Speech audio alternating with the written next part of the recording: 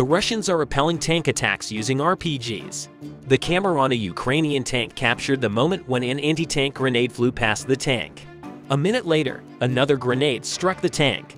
Here are two Russian tanks that ventured out for a counterattack. But the Ukrainians destroyed one of the tanks with a precise hit from an anti-tank missile. Shortly after, another tank was destroyed. The crew couldn't control the tank and send it into a ditch. Later, the tank exploded and turned it into scrap metal. Another Russian tank approached close to the Ukrainian positions and was spotted by reconnaissance. With the help of a kamikaze drone, the tank was successfully ignited. The Russians tried to extinguish it, but failed. They abandoned the tank and fled while the tank burned down completely. However, to be objective, it must be acknowledged that the Russians also managed to inflict painful losses on the Ukrainian forces. For example, the Russians found and destroyed a Ukrainian Tu-S-1 artillery system along with its ammunition.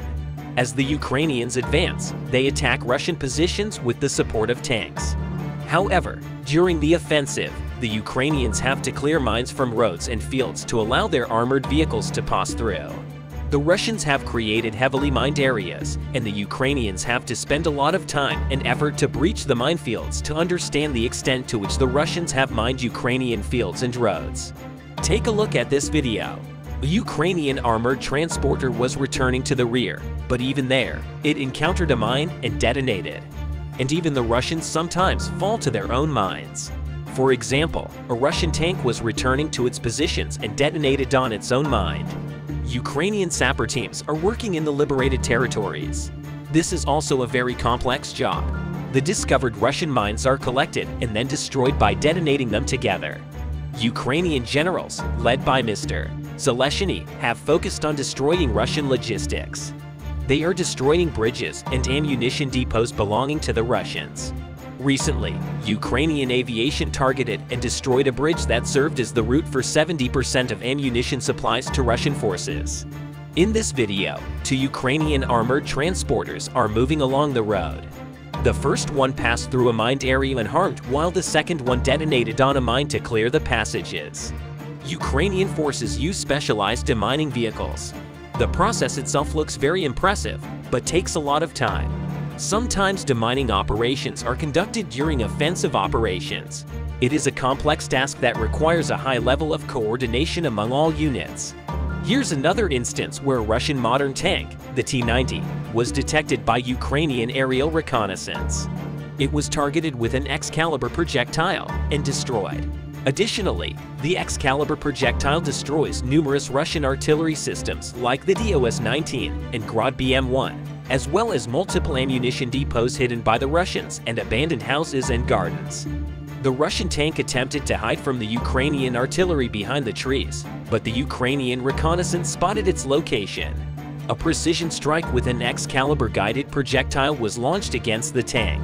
The result as evidence is the destruction of a Western-made Ukrainian armored vehicle and logistics vehicles as well. However, in response, the Ukrainians launch massive attacks using drones, destroying even more Russian armored vehicles.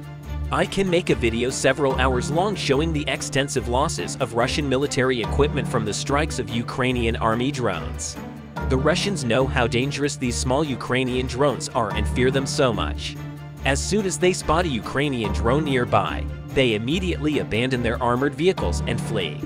The Ukrainian forces have also perfected their aerial reconnaissance on the battlefield.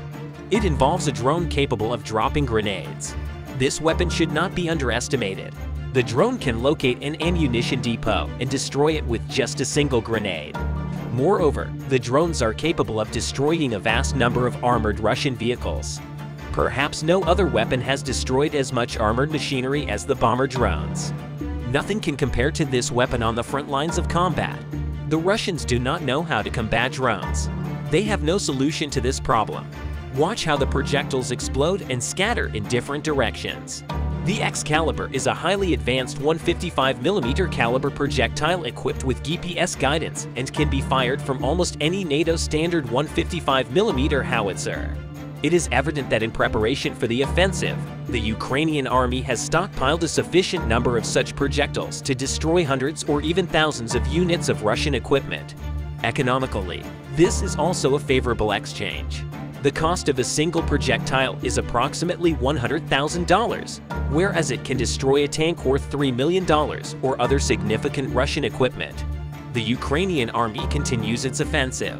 Ukrainians are exerting immense pressure on the Russian defense line through concentrated artillery fire from all types of guns, ranging from the smallest to the largest. Take a look at how skillfully and accurately the Ukrainian forces are using precision-guided munitions like the Excalibur. Today, I'll show you the best moments of the combat actions. In this video, you can see a Russian self-propelled howitzer 2S9 taking position in a forested area. The Ukrainian forces noticed it and delivered a precise strike with just a single projectile. It resulted in a massive explosion since the ammunition detonated along with the howitzer. For instance, in this video, you can see how a Russian drone, the Lancet, hit a German Leopard tank and ignited it from the inside. However, the tank's turret wasn't blown off because all its ammunition was stored in a separate compartment. If a Russian tank catches fire with ammunition inside, it will most likely explode. We have witnessed numerous cases where Russian tanks have their turrets blown off. On another front segment, the Russians attacked Ukrainian positions with the assistance of 3 tanks. However, under the pressure of Ukrainian artillery, all 3 tanks were damaged. One of the tanks had its turret blown off, as is typical with Russian tanks. By the way, this is a significant difference between German tanks and Russian tanks.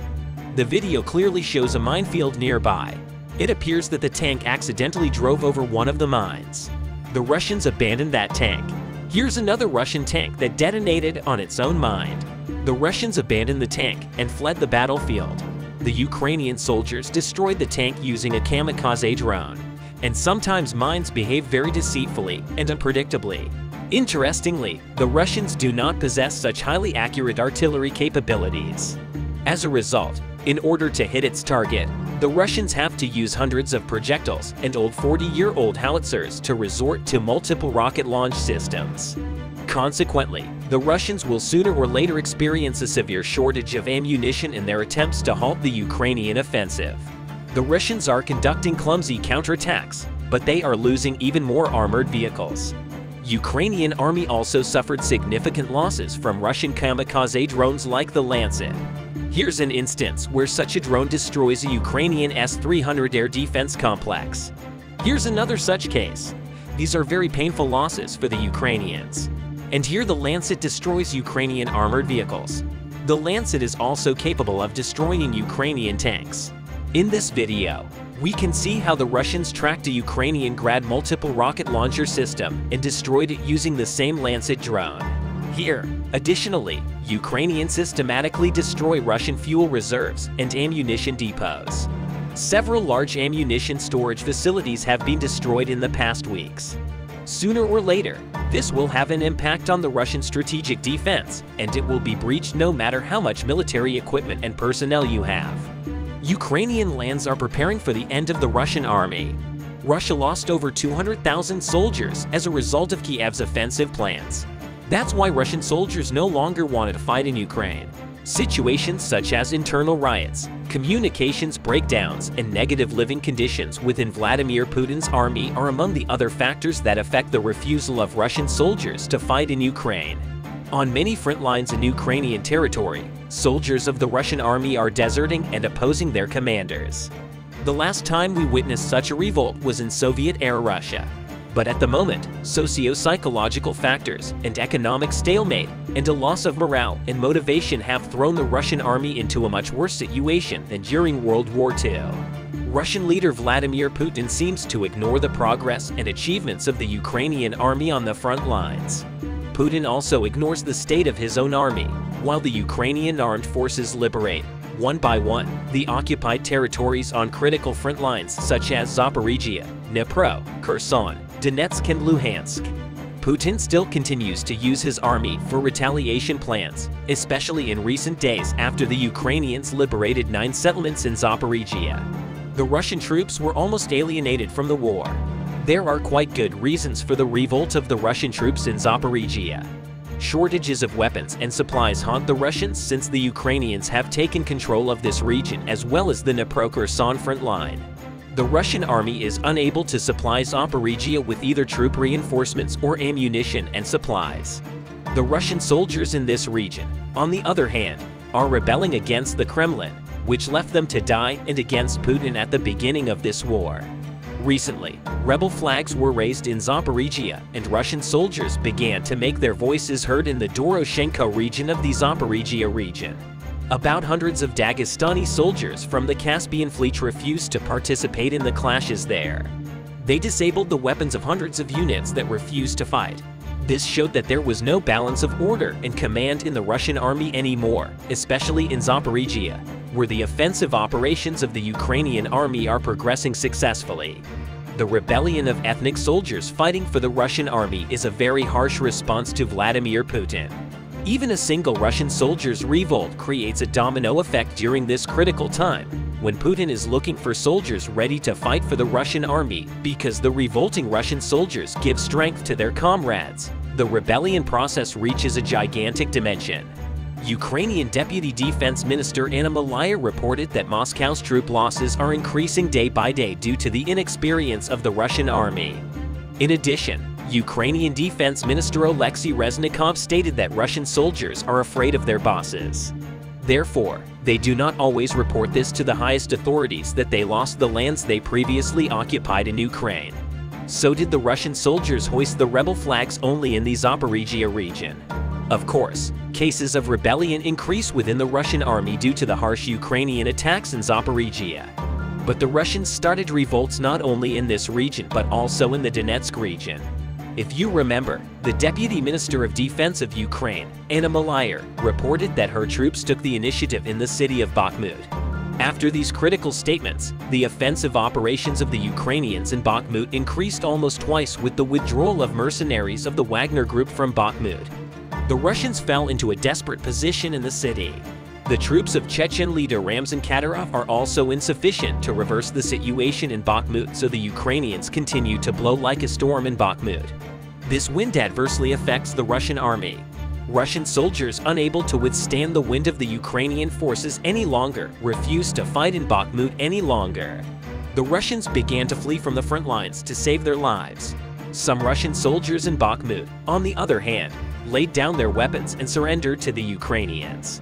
So the Russians refused to fight near Bakhmut under the attack of the Ukrainian armed forces. The former commander of Azov, Maxim Zorin, spoke about the chaos and lack of command in the ranks of the Russian troops near Bakhmut. According to the former head of the regiment, more and more cases of insurrection are observed in the ranks of the forces of the Russian army located in the Bakhmut direction. Added that the revolting Russian soldiers are not yet widespread at this time. So there has been no mass exodus or surrender from Russian forces in the direction of Bakhmut. But it seems imminent that the Russian troops will initiate a mass exodus and massive desertion on Bakhmut and other front lines in the Donetsk region. Putin's soldiers have already begun to leave Osenovka, Kurdyumov, Khrushchevka, and Verkhovka. If the offensive operations of the Ukrainian troops on these front lines continue successfully, it seems that the Russians will withdraw from the front lines around the city, including Bakhmut. Currently, new news continues to come from Khrushchevka.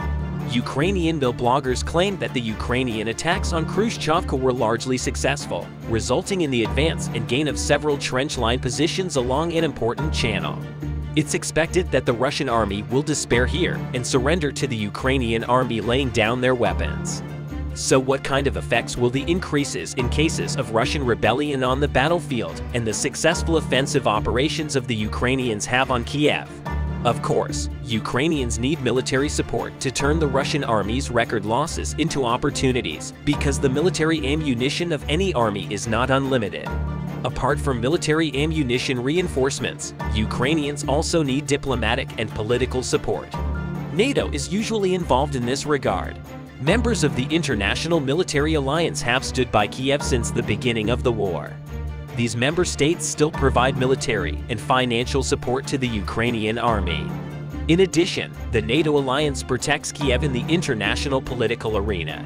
Reappointed NATO Secretary-General Jens Stoltenberg stressed that Ukraine's sovereignty must be preserved, including F-16 fighter training. UK Defense Secretary Ben Wallace argued that NATO should bypass specific requirements for Ukraine's membership, according to Julie Ann Smith, the US ambassador to NATO. NATO parties need to reflect where they are. Julie Ann Smith also announced that they are working towards an agreement that they believe and feel is more than just restating Bucharest, which has not yet set a date for Ukraine's membership. In addition to supporting Kiev in the political arena, military and financial aid packages continue to arrive for the Ukrainian army. The International Monetary Fund authorized an additional $890 million tranche for budget support for Ukraine. This amount is part of the overall $155 billion package. But the release of funds is dependent on the progress of Ukraine's reforms, including macroeconomic stability. On the other hand, the World Bank recently approved a $1.5 billion loan to Ukraine. Some of the support of the West and the USA is spent on the renewal of Ukraine. In a statement on this subject, the Ministry of Health of Ukraine reported that 1,376 health facilities throughout Ukraine have been damaged, and 184 facilities have been completely destroyed since the start of the large-scale invasion of Russia. The medical infrastructure of the Kharkiv, Kherson, Donetsk, Mykolaiv, and Kiev regions suffered the greatest losses. However, the Ukrainian ministry noted that as of the end of June 2023, it is possible to completely restore 333 health facilities, while 357 facilities have been partially rebuilt. In other words, Ukraine needs much more help for restoration efforts and work. Germany sent another military aid package to Ukraine, including an air surveillance radar station, 3 Beaver armored bridge-laying vehicles, a portable mine-clearing system, 2 border guard vehicles, and 16 Zetros all-terrain trucks. The allies of the Ukrainian army now think that the Russian occupation policies are wrong and that this war must be stopped as soon as possible. He continues to voice in the international media channels that they oppose this war, not only the Kiev allies, but also the Ukrainian athletes.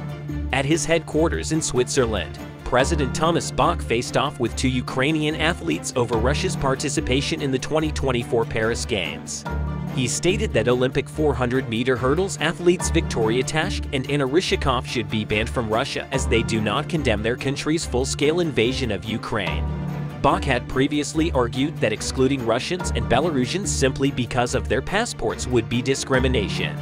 But right now we have entered such a phase in this war that the Ukrainians are not afraid to destroy all Russian soldiers and military targets indiscriminately on the front lines. At this rate, it's expected that Kremlin administration officials and Russian leader Vladimir Putin will also wave a white flag. The Ukrainian war virtually wiped out the Russian army and its senior officials in the Moscow administration. Since the beginning of the war, Russian leader Vladimir Putin has betrayed countless important generals, senior military officials after Putin, such as Dmitry Bulgakov, General Mordov, and General Mikhail Mizantsev, are some of the names Putin overlooked. The command level of the Russian army has changed so much that not only the Russian soldiers, but even the world press had a hard time following these changes. However, these changes in the army inevitably adversely affected the situations on the front lines in Ukraine. Initially, Russian leader Vladimir Putin did not mind it, but the thread got loose and the Russian army under his leadership was plunged completely into the abyss. In fact, the long-standing turmoil within the Russian army was the most concrete proof of how the Ukrainian army actually went. But Putin realized this negative situation in the Russian army too late. On the other hand, the Russian leader had very limited time to find a solution to this huge problem. For this reason, especially nowadays, Russian leader Vladimir Putin makes an effort to put the responsibility of the bad course of the Ukrainian occupation on someone. Recently, Vladimir Putin found the victim he was looking for. This person is Admiral Sergei Avakins, the head of the Russian Pacific Fleet. Putin fired Admiral Sergei Avakins, who was at the top of the Russian Pacific Fleet, from his post. This scandal within the Russian armed forces created an event on the agenda. In fact, Russian officials put forward several reasons for the dismissal of Sergei Avakins, one of Russia's most respected commanders who has been in charge of the Pacific Fleet for over a decade. Leaks in Russia suggested that this was due to the unsatisfactory state of readiness of the Pacific Fleet and numerous errors in the Russian admiral. However, the Moscow administration claimed that the Russian admiral had reached the mandatory retirement age so that other counters' expulsion would not cause too much dissent. but that he would assume a role in charge of military and patriotic education. Accounts is already 66 years old, and age in Russia was usually not an obstacle. In fact, if we look at the Russian administration and military level, the Russian defense minister, Sergei Shoigu, is 67. The commander-in-chief, Vladimir Putin, is 70, and the head of the FSB, Secret Service, Alexander Bortnikov, is 71 years old. So you see, the age issue is not the main source of the Russian admiral's dismissal, but no one expected that Avakins would be fired so quickly. Let's take a closer look at the deep details behind the scenes of this incredible fiasco in the Russian army. 66-year-old Admiral Sergei Avakins tried to protect his men from being deployed for an unpredictable clash. This effort of Sergei Avakins was the first step that ignited the sparks in the Russian army. Avakins did not want to send their own soldiers to clashes in Wolodya, but heavy pressure from Putin and the Kremlin administration forced the Russian admiral to do the opposite. When the admiral was compelled to do so, the Russian leader claimed that Avakins sent his most indisciplined and unreliable men into the war zone in line with all these allegations. Putin took a striking decision and fired Senior Admiral Sergei Avakins from his post for refusing to send the sailors from the Pacific Fleet to the Ukraine war. In fact, Avakins claimed that he was trying to protect his men to prevent them from being cannon fodder. But his pleas were the last words he uttered under the leadership of the Russian Pacific Fleet. In short, Putin cut off Admiral Sergei Avakins' departure ticket. Although Avakins stated that he would not let the Russian fleet be destroyed, its sailors, trained officers, and well-coordinated crew would not be destroyed. It was too late. In addition, the Russian admiral was particularly angry at the losses suffered by his elite sailors who had to go to Ukraine. Actually, Avakins was right about that because if you remember, after the heavy losses of the 155th Naval Brigade in the Russian army in Vologda, the Ukrainian forces had full control there. The Russian high-ranking admiral foresaw this situation and did not allow his soldiers to be involved in the clash there. But Putin did not withdraw the soldiers of this Russian naval brigade and sent them to Vologda at the cost of death. Putin's decision resulted in the destruction by Ukrainian forces of 31 battle tanks belonging to the 155th Separate Guards, Marine Brigade from the Russian Pacific Fleet. Following the striking situation, opposing voices within the Russian administration began to rise in this regard. Putin suppressed all dissenting voices on this issue. The Russian leader made Russia forget this historical disaster in a short time. However, a critical move by the soldiers of the 155th Marine Brigade of the Russian Army brought the issue back. The sailors of Russia's 155th Brigade wrote a striking letter to the Russian generals after the attacks in Pavlivka that lasted for 4 days, in which 300 people were killed, injured, and disappeared in fierce clashes. After this letter, Avakins again disobeyed the Kremlin's orders and stated that he would not send any more troops while he was at the head of the Pacific Fleet. The admiral's defiance of the Kremlin and his disregard for Putin's orders were already the biggest indication of the systematic imbalance within the Russian army. However, despite these cracks in the army, Vladimir Putin, with a radical decision, again acted in line with his own strategy and continued to push the soldiers of the brigade to the front lines under the threat of exhaustion. As a result of Putin's risky decisions, the 155th Marine Brigade in the Russian army has been disbanded and reunited 8 times in total so far. But at last, only a handful of soldiers remained behind this Russian brigade. When we evaluate all these events, we clearly understand that Russian leader Vladimir Putin sent his own army to death in plain sight. As if that wasn't enough, Putin did not take responsibility for the big mistakes that resulted from his decision and instead blamed the mistake on Admiral Sergei Avakins. About these incredible events in Russia, an important evaluation came from the USA about the latest situation of the Russian Navy. According to a former United States Navy admiral, the Russian military has allowed its surface Navy fleet to atrophy. James G. Fago, retired U.S. Naval Admiral and Dean of the Center for Maritime Strategy, noted that while Russia's underwater capabilities far outstrip the surface fleet, Russia's surface fleet has been severely neglected. It is true that the Russian Navy is going through a difficult time because of the Ukraine war. According to Statista figures, as of 2023, Russia had a total of 598 military ships, of which 15 were destroyers and 11 frigates. but some of these ships became unusable due to the war. Also, the Moscow forces have only one aircraft carrier, Admiral Kuznetsov. This aircraft carrier is grappling with problems. It caught fire in December after undergoing extensive repairs. One person was killed and more than a dozen injured when the ship caught fire in December 2019. The flagship was also damaged in October 2018 after a dry dock collapsed at the Murmansk facility where the ship was refitted.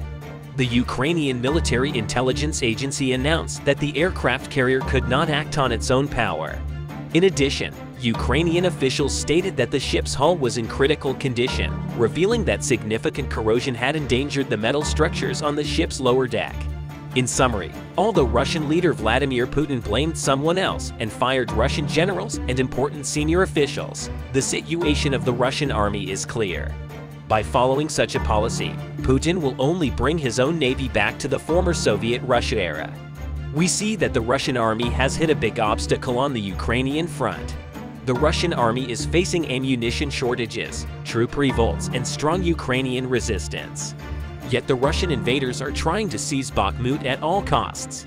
As a result of the steady efforts of the Ukrainian insurgents, the Russians suffered significant losses.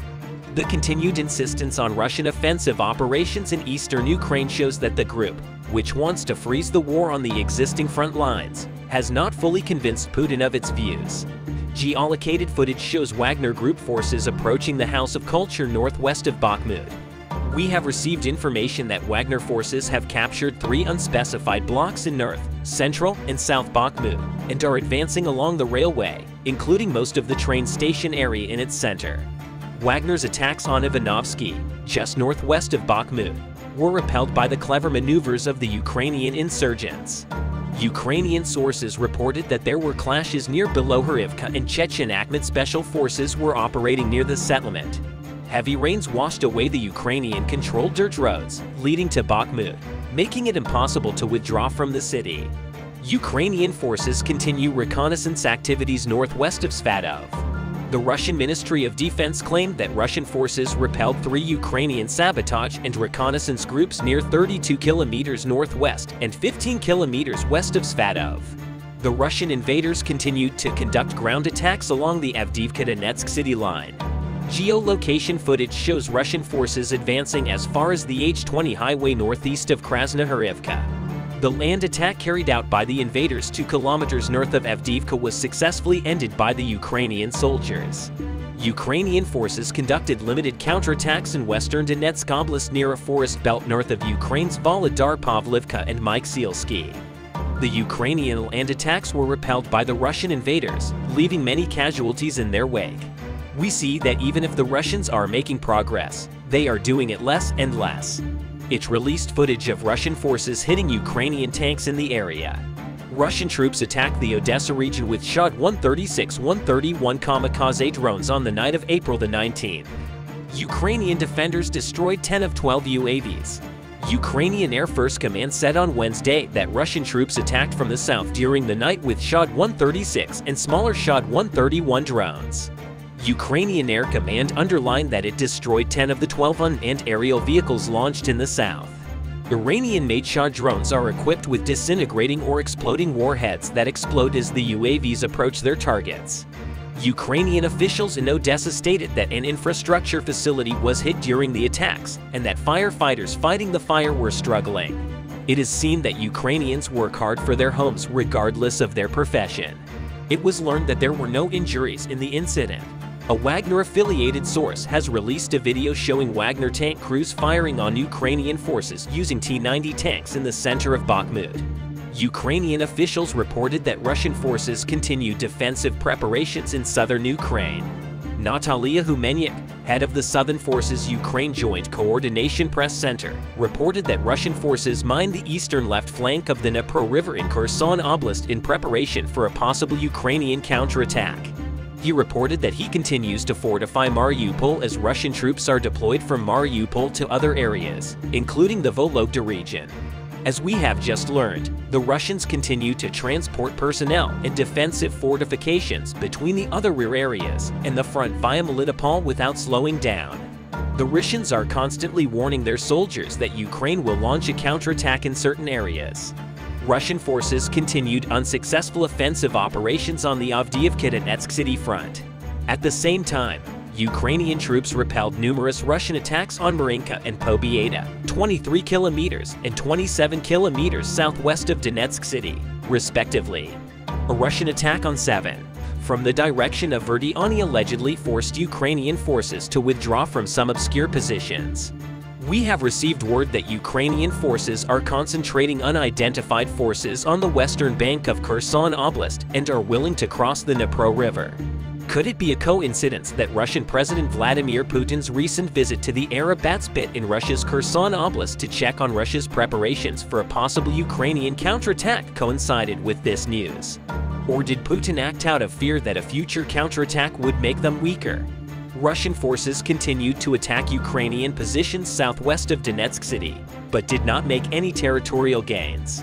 We have received news that Ukrainian forces repelled Russian attacks on Precious Divka and Volodar, 60 kilometers southwest of Donetsk city. We have learned that Ukrainian forces are preparing to establish a bridgehead across the Dnipro River, presumably because Putin learned the same things as us. He decided to act quickly. Russian invaders routinely opened fire west of Yuliaipol and in the Kherson, Nikolaev, and Dnipropetrovsk regions. The invaders are taking steps to consolidate administrative control in the annexed areas. They are trying to forcibly integrate Ukrainian civilians into Russian socio-cultural, economic, military, and governance systems. As can be understood, the Ukrainian people are under psychological and physical attack from all sides. At the same time, the occupation authorities continue to forcibly deport Ukrainian civilians to Russia as part of their health and rehabilitation programs. Russia's continued efforts to prevent the evacuation of wounded soldiers will likely prevent soldiers from leaving the battlefield. We hope this war will end as soon as possible. Thank you for watching us.